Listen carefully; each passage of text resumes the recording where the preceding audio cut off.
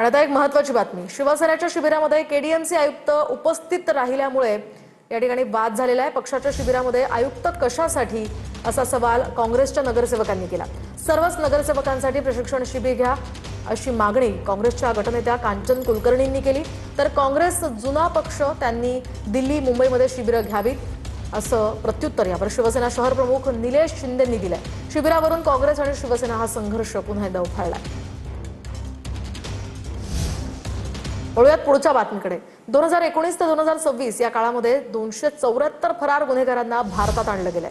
पंतप्रधान मोदी आणि गृहमंत्री अमित शहांच्या मार्गदर्शनाखाली 36 देशांमधून 274 फरार गुन्हेगारांना भारतात आणलंय।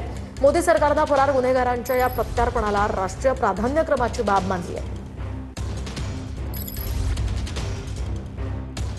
आणि आता एक महत्त्वाची बातमी, अर्थमंत्री निर्मला सीतारामन यांच्याकडून टॅक्सेशन विधेयक आज लोकसभेत सादर केलं जाणार आहे। विधेयकाद्वारे इन्कम टॅक्स दुरुस्ती अध्यादेश 2026 ची जागा कायदा घेणार।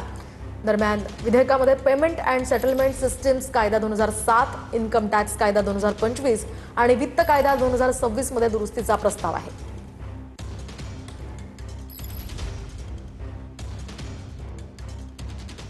आता बातमी धाराशिवमधून आहे। धाराशिव कृषी निविष्ठा घोटाळा प्रकरणी आता 15 कृषी अधिकारी निलंबित झालेत।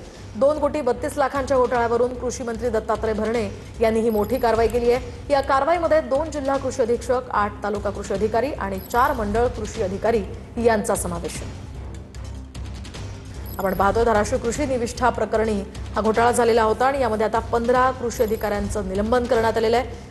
कृषी मंत्री दत्तात्रय भरणे यांनी ही कारवाई केली आहे। 2,32,00,000 घोटाळ्यावरून ही कारवाई झाल्याची सध्या माहिती समोर येते आहे।